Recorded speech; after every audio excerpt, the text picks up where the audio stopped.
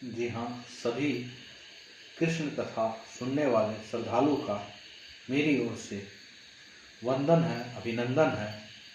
और मुझे उम्मीद है कि आप लोग को ये कथा निश्चित रूप से अच्छी लग रही होगी। इसमें जो एक सीख लेने वाली बात है कि ईश्वर भगवान जब कभी मनुष्य का रूप धारण किए, मनुष्य रूपी शरीर में प्रवेश किए, तो उन्हें भी हर वो परेशानी झेलना पड़ा जो आज मानव झेलते हैं। ऐसा नहीं है कि उनका जीवन भी बहुत ही शांत और स्थिर रहा। आप देख सकते हैं कृष्ण जी की जीवन लीला बचपन से ही संघर्षरत है। जन्म के पहले ही उनके मारने की योजना बन गई। तो हमें अपने कर्तव्य पथ पर बने रहना चाहिए। समस्या आएंगी जाएंगी, हमें उनका डटकर सामना करना है और बस हमारे कृष्ण जी के द्वारा ही भक्तों को सीख लेनी चाहिए। हंसते मुस्कुराते हर परेशानी को पास कर लें। तो हम आज आगे बढ़ते हैं कि जो हमारे श्याम सलोने सुंदर सौष्ठव हंसमुख स्वभाव, मधुर वार्तालाप और उनकी भांति भांति की क्रीड़ाओं पर व्रज के नर नारी बलिहारी हो जाते थे हमारे कृष्ण जी की। वहाँ की ललनाएं 10-11 वर्ष की मनमोहन के प्रति वात्सल्य भाव का पोषण करती थी। श्री कृष्ण जी चुपके से उनके घर जाकर दूध, दही, माखन आदि लेकर अपने संगी साथियों में बांटकर खा डालते थे। और जो व्रज की महिलाएं हैं, कृष्ण की इस मधुर लीला पर आनंदित होती थी। पर रसास्वादन के लिए वे उनके नटखटेपन की शिकायत लेकर यशोदा जी के पास जाती थी और उसी बहाने उनके बारे में चर्चा करती थी कि कृष्ण जी ने ऐसा किया, कृष्ण जी ने वैसा किया। उधर व्रज की कुमारी गोपालाएं भगवान श्री कृष्ण को पति रूप में पाने के लिए देवी कात्यायनी की पूजा और व्रत करने लगी। वे प्रतिदिन प्रातः काल कृष्ण की लीलाओं का स्मरण और उनका नाम गान करते हुए यमुना जी में स्नान करने को जाया करती थी। श्री कृष्ण जी अपने परम भक्त गोपिकाओं को इस पाश को दूर करने का निश्चय किया। एक दिन की बात है, ब्रज कुमारियां प्रतिदिन की भांति यमुना स्नान को गईं। एक दिन अपने वस्त्र उतारकर उन्होंने तट पर रख दिए और श्री कृष्ण की महिमा गान करते हुए जल में प्रविष्ट होकर वे स्नान और क्रिया करने लगे। उस दिन श्री कृष्ण चुपके से निशब्द वहां आ पहुंचे और धीरे से उनका वस्त्र लेकर तट पर स्थित कदम के वृक्ष पर चढ़ गए।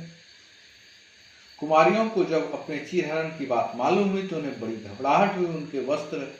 उन्होंने श्री कृष्ण से वस्त्र लौटा देने की विनती की। जब पता चला उन्हें श्री कृष्ण के पास है, कृष्ण ने कहा, यहाँ आकर ले आओ।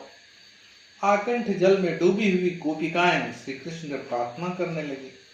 उनके मन में लज्जा भाव का निवारण हो जाने के पश्चात श्री कृष्ण ने उनके वस्त्र लौटा दिया और आशीर्वाद देते हुए कहा, अब तुम्हारा चित्त शुद्ध हो चुका है। भविष्य में कभी तुम लोगों के मन में सांसारिक कामनाओं और वासनाओं का उदय नहीं होगा। इस प्रकार श्री कृष्ण आगे बढ़ते हुए अपने अग्रज बलराम तथा गोपालक संगी साथियों को लेकर ब्रजमंडल में भांति भांति की दैवी लीलाएं भी करते रहते थे। वर्षा ऋतु समाप्त होने की थी। जिधर भी देखो उधर सर्वत्र हरियाली का साम्राज्य फैला हुआ था। एक दिन देखने में आया कि वृंदावन के समस्त निवासी किसी महान समारोह की तैयारी में लगे हुए हैं। पूछने पर नंद बाबा ने कृष्ण को बताया, इंद्र देवता के यज्ञ की व्यवस्था की जा रही है। वे ही आकाश में विचरने वाले मेघों के स्वामी हैं। नंद बाबा ने बताया, वर्षा के द्वारा पृथ्वी मंडल के चराचर समस्त प्राणियों की तृप्ति और जीवन दान करते हैं।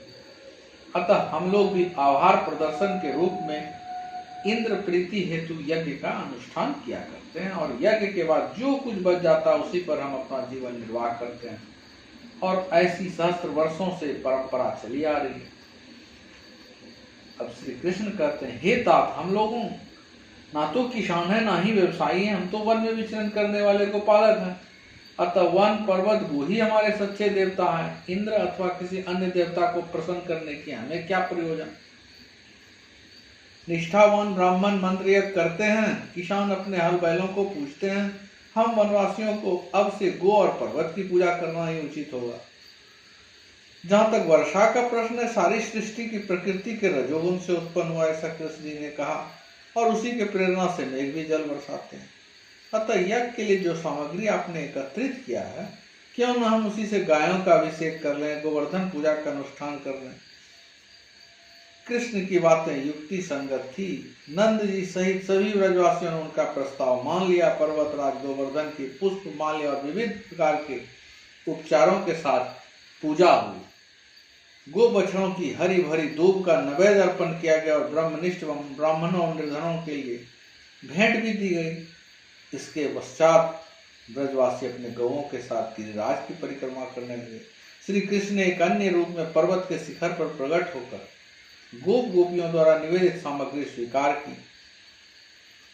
इधर देवराज इंद्र को लगा कि उनकी अवज्ञा हो रही है, उससे वह क्रोधित हो उठे। क्रोधित होकर तिलमिला उठे। उन्होंने अपने मेघों की आंधी पानी के साथ व्रजमंडल पर आक्रमण करने का आदेश दिया और कहा, शीघ्र ही मैं स्वयं भी अपने ऐरावत पर सवार होकर महापराक्रमी मर्दों के साथ तुम्हारी सहायता करने को आ रहे हैं। तुरंत ही वृंदावन के क्षितिज पर काले काले मेघ भयंकर गर्जन के साथ उमड़ने लगे, पूरे आकाश में छा गए। दिन ही में ही रात का दृश्य उपस्थित हो गया। तेज आंधी के बीच रह रहकर बिजली कौंधने कड़कड़ाने होलों के साथ मूसलाधार बारिश शुरू हो गई। यमुना का जल स्तर फिर से ऊपर उठने लगा। धीरे धीरे वर्षा वाड़ का पानी घरों में प्रवेश होने लगा। किसी की झोपड़ी उजड़ रही तो किसी के घर का छाती भीग कर ठंड से कांपने लगे। चारों ओर एक महाभयंकर प्रलय की दृश्य उत्पन्न हो गई। ब्रजमंडल के समस्त प्राणियों को त्रस्त देखकर नंदलाल ने कहा, हो न हो, इंद्र ने ही हम लोगों को कुपित होकर यह विनाश लीला प्रारंभ की। ठीक है, मैं आप सबको रक्षा के लिए इस विशाल पर्वत को ही छत्र के समान, और वहीं पर वो गोवर्धन पर्वत को श्री कृष्ण जी उठा रहे हैं। इतना कहकर श्री कृष्ण ने खेल ही खेल में गोवर्धन पर्वत को उखाड़कर अपने एक हाथ पर धारण कर लिया। इसके बाद गिरधर गोपाल ने सबको पुकारते हुए कहा, आओ, मैं सबको आंधी पानी से बचाने का प्रबंध कर लिया। वृंदावन के सभी निवासी अपने गौ बछड़ों समस्त संपदा के साथ उसी पर्वत के नीचे आश्रय लेने को चले। और 1-2 दिन नहीं, ऐसा 7 दिनों तक इंद्र ने अपना आक्रमण जारी रखा, पर वे ब्रजवासियों को झुका ना सके। श्री कृष्ण भी उतने ही दिनों तक अपनी भूख प्यास और थकावट को भूलकर पर्वत को एक हाथ पर उठाए रखे। आखिरकार इंद्रदेव को हार मानकर आंधी पानी रोक देना पड़ा। 8वें दिन आकाश से मेघ छटने लगे। भगवान भास्कर यानी सूर्य प्रकट होकर अपनी किरणों के साथ उसमें बिखेरने लगे। बाढ़ का सारा जल शीघ्र यमुना जी ने खींच लिया। समस्त ब्रजवासी अपना अपना सामान लेकर पुनः अपने घरों की ओर लौट चले। श्री कृष्ण ने गिरिराज को पुनः यथास्थान रख दिया। आकाश में देवता गण शंख ध्वनि करते उन पर फूल बरसाने लगे। गोपगण भी कृष्ण महिमा का गान करने लगे। देवराज इंद्र अपने को तीनों लोकों का स्वामी समझते थे, परंतु अब उनका जो दम्भ था वह चूर्ण विचूर्ण हो गया। अब वे समझ गए थे कि अखिल ब्रह्मांड के पालक भगवान विष्णु ने ही इस बार कृष्ण के रूप पर पृथ्वी पर अवतार लिया है। अतः लज्जित होकर एक दिन वे श्री कृष्ण से क्षमा मांगने को वृंदावन आए। श्याम सुंदर उस समय अपने ग्वाल वाल मित्रों के साथ वन में गायें चरा रहे थे। इंद्र उनके समीप गए, हाथ जोड़कर उनका अभिवादन किया और स्तुति करने लगे। देवराज ने यहाँ तक कहा, हे प्रभु, आप ही इस चराचर जगत के पिता, गुरु और स्वामी हैं। धरती का भार हल्का करने और अलौकिक लीलाओं के द्वारा अपने भक्तों की लालसा पूर्ण करने के लिए आपने नरदेह धारण किया है। इंद्र ने गोविंद नाम से संबोधित करते हुए आकाश गंगा के जल से श्री कृष्ण का अभिषेक किया। फिर उनका आलिंगन पाने के बाद देवराज अपने रावत पर आसीन हुए और अपने देव गंधर्व संगियों के साथ स्वर्ग की ओर प्रस्थान किया। चांदनी रात में तालाब के जल में प्रतिबिंबित चंद्रमा को देखकर तालाब की मछलियां समझती है कि यह भी हम में से एक है, उसके साथ पीड़ा किया करती। उसी प्रकार वृंदावन के आदिवासी श्री कृष्ण को अपनों ही समान मानकर उनके साथ हंसी खेले किया करते थे। उसी प्रकार परंतु यदा कदा उनके मन में ऐसा भी बोध आ जाता था कि कृष्ण कोई सामान्य बालक नहीं है, बल्कि नारायण ही उनके बीच अलौकिक लीलाएं कर रहे हैं। इस पर वे अपने भाग्य को सराहते हुए अपना जीवन धन्य और कृत्य मानते हैं। इस प्रकार आज हम लोगों ने दो बातें कृष्ण कथा में जाना कि एक तो गोपियों का वो कैसे कपड़े लेके चले जाते थे और कैसे भगवान इंद्र को भी उन्होंने दिखाया 7 दिन तक जो वह पर्वत है, उस पर्वत को हाथ में उठाए हुए, और सभी ब्रजवासी को कोई समस्या नहीं होने दिया।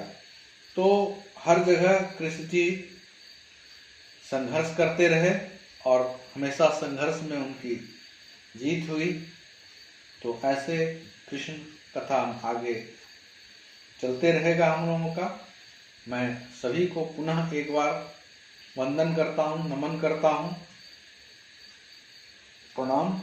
जिन्होंने चैनल को अब तक सब्सक्राइब नहीं किया, प्लीज़ चैनल को सब्सक्राइब कर दें, अपना प्यार जताएं ताकि मैं कृष्ण कथा को जारी रख सकूं।